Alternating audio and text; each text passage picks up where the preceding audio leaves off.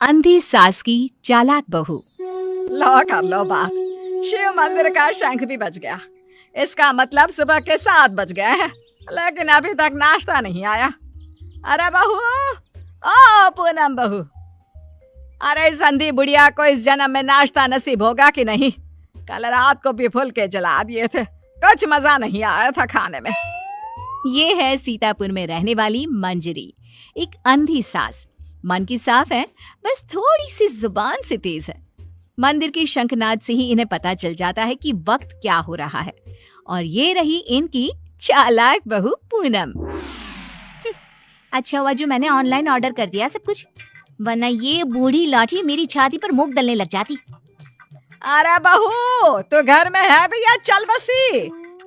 हाय राम, ऐसा न कहो सासू माँ, दिन में एक बार तो भी माँ सरस्वती जुबान पर बैठती हैं। अरे नहीं नहीं, तुझे कुछ ना होगा। खुशबू तो बड़ी अच्छी आ रही है।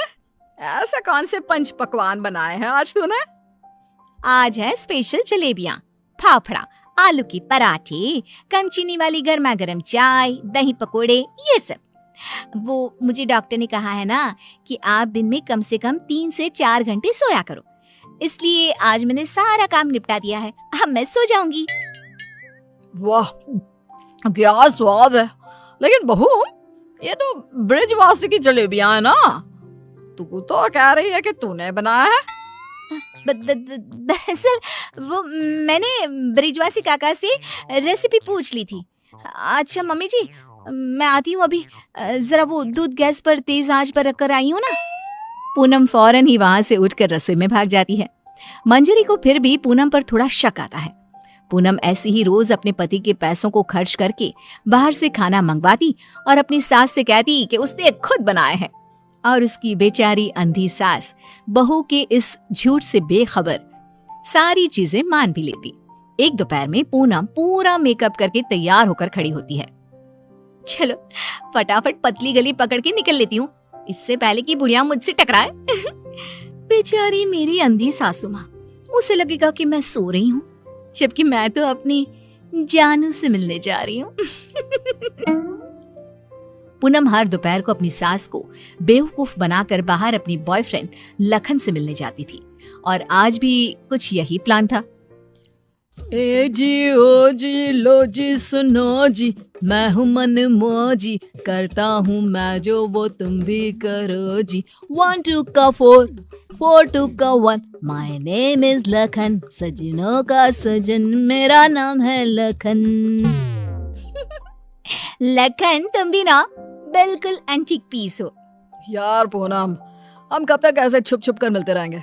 एक तो मेरे पास कोई नौकरी भी नहीं है, वरना यह दिल वाला अपनी दुल्हनिया को खुद ही ले जाता। टेंशन मत लो, जब तक तुम्हारे पास पैसे नहीं आ जाते तब तक हम दोनों के लिए मेरा ससुराल है ना, मैं सब देख लूंगी। लेकिन तुम्हारे पति को शक वक हो गया तो? अरे मेरा पति तो मेरा दीवाना है, आंख बंद करके मुझ पर भरोसा करता है। उसके पास से घी निकालने के लिए उंगली टेढ़ी करने की नौबत तक नहीं आएगी। ओए होए, शुक्रिया मेरी जान, love you love you love you. I love you too. इसी तरह दिन बीतते रहते हैं। एक रात देवेश बहुत खुश अपने ऑफिस से घर लौटता है। माँ, पूनम, एक खुश खबर है। ऐसी खुश खबर कि जिसे सुनकर आप दोनों फूले नहीं समा पाओगे। अरे तो जल्दी बताना फिर। हाँ हाँ, इतना सस्पेंस मत बढ़ाओ। मुझे कंपनी में सीईओ का पोस्ट मिल गया है। अरे वाह, जुग जुग जियो मेरे लाल। अब तो एक बड़ा माखन का कनस्तर चढ़ाऊंगी भोग में अपने कान्हा जी को। वाओ, मतलब अब 2 गुना 3 गुना 4 गुना पैसा होगा और हमारी तिजोरी में साल की 12 महीने दिवाली होगी। वाह वाह वाह वाह, कांग्रेचुलेशंस देवेश। Thank you. लेकिन इस खुश खबर के साथ साथ एक और बात भी है। मुझे कल सुबह ही मुंबई के लिए रवाना होना होगा। बिजनेस मीटिंग है, लगभग 1 हफ्ते तक वहीं रहना होगा। क्या? ये तो कितनी अच्छी बात है। मेरा मतलब है कि आप मुंबई घूम भी लेंगे। कहते हैं ना, रात में मुंबई की सड़कें और नजारा काफी सुहाना होता है। वाकई में, ले जा इसे भी अपने साथ। अब मैं तो ठहरी आंधी, डॉक्टर ने कहा है रोशनी कभी भी आ सकती है, लेकिन मुझे तो ना लगता कि इस जन्म में आएगी मेरी आंखों की रोशनी। कैसी बातें करती हो सासू माँ आप भी। मैं भला अपनी सास को छोड़कर कहीं जाऊंगी क्या? अगर मैं चली गई तो आपकी सेवा क्या पड़ोस की मीना करने आएगी? देवेश, तुम आराम से घूम कर आओ और मेरे लिए एक अलग से सूटकेस भर के तोहफे लाना। इसे तो बस तोहफे ही दो, चाहे वो तीज हो, त्योहार या कोई और आम मामूली सा दिन। बस तोहफे तोहफे तोहफे। बिल्कुल पागल है ये। मैं तोहफे मांगू तो आपको क्या दिक्कत है? आप भी मंगवा लो ना। देख देख देवेश बेटा, कैसे कैंची की तरह तेज चल रही है इसकी जुबान। अरे आप दोनों शांत बैठ जाओ, मैं आप दोनों के लिए ढेर सारे तोहफे लाऊंगा बस। देवेश अगली सुबह मुंबई के लिए निकल जाता है। इसी बात से खुश होकर पूनम सोचती है, रास्ते का कांटा तो साफ हो गया है। अभी मैं चुपके से मेरे लखन को घर पर भी बुला सकती हूँ। इस अंधी बुढ़िया को तो कानों कान भनक भी नहीं लगेगी। पूनम अब रात को चुपके से पीछे के दरवाजे के जरिए लखन को घर पर बुला लेती है।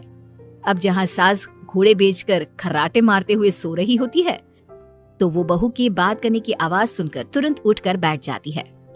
ये आवाज किसी आदमी की लगती है, शायद बहू के कमरे से आ रही है। लेकिन नहीं नहीं, मैं भी कुछ ज्यादा ही दिमाग लगा देती हूँ। देख रही होगी कोई भूत या फिल्म। अब तो पति नहीं है घर में, इसलिए रात भर ऐसे ही करेगी ना। लेकिन अगर कल जल्दी नहीं उठी तो फिर मैं इसके कानों के पास जाकर बर्तन बजाऊंगी जोरों जोरों से।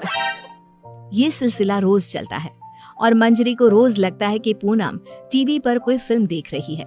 एक दिन जब पूनम बाहर होती है, तभी मंजरी सोकर उठती है और आंखें खोलते ही उसे सब कुछ दिखाई देने लगता है।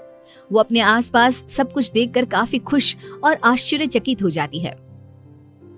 ये तो गजब हो गया, मेरे आंखों की रोशनी फिर से लौट आई।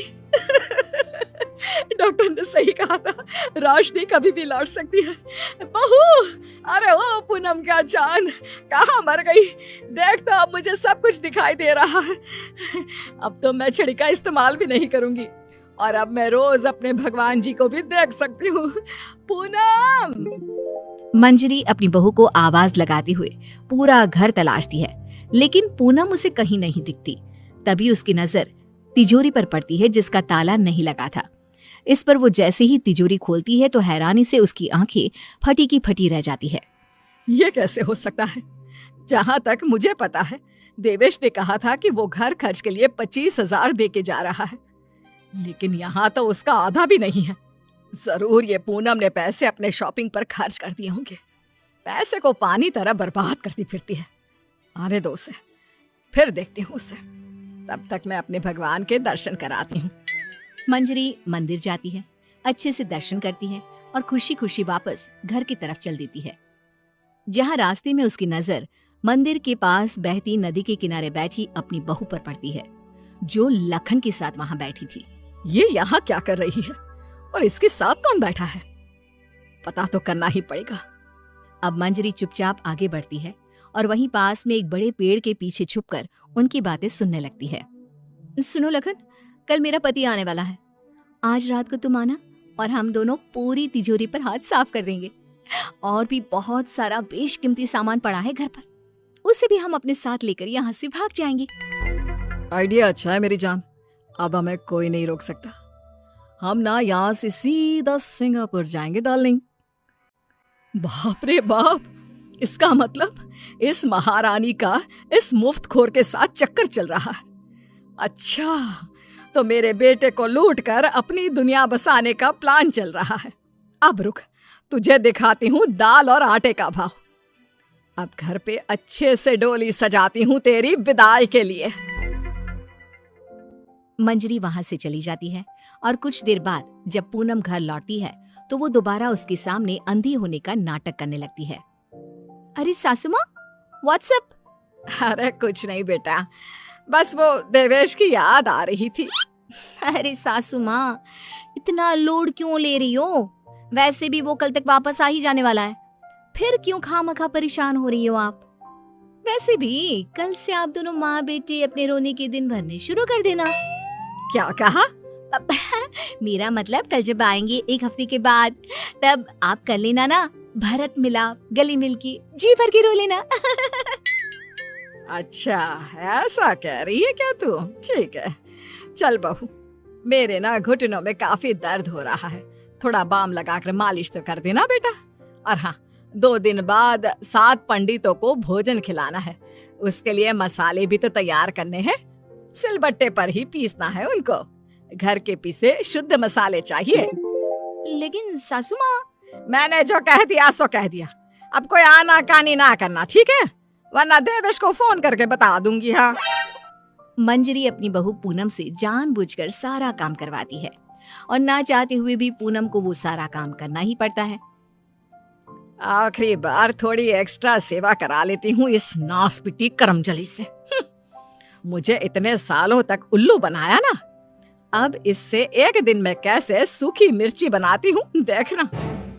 सारा दिन काम करके पूनम अपने कमरे में जाती है और रात को लखन पीछे के दरवाजे से घर में घुस आता है। किधर है सारा माल? जल्दी करो, अपने पास बिल्कुल भी टाइम नहीं है। पूनम और लखन मिलकर सामान चुरा ही रहे होते हैं कि तभी वहां पर देवेश और मंजरी आ जाते हैं और उन्हें वहां देखकर पूनम और लखन के पैरों तले जमीन खिसक जाती है। देवेश, देवेश, तुम सासू माँ, आप देख सकती हो कैसे? तुझे क्या लगा तू हमें इस तरह चूना लगाकर आसानी से बचकर निकल जाएगी? पूनम, जो कुछ भी तुमने हमारे साथ किया है ना, मैंने कभी सपने में भी नहीं सोचा था कि तुम ऐसा करोगी। बहुत बहुत गलत किया तुमने। और तू लंगूर लखन, तेरी तो ऐसी की तैसी। बचाओ, माफ कर दो भैया, माफ कर दो। लखन हाथ जोड़कर खड़ा हो जाता है, लेकिन देवेश उसे नहीं छोड़ता। वो तुरंत पुलिस को बुलाता है और पूनम और लखन को फ्रॉड और चोरी के केस में अरेस्ट करा देता है।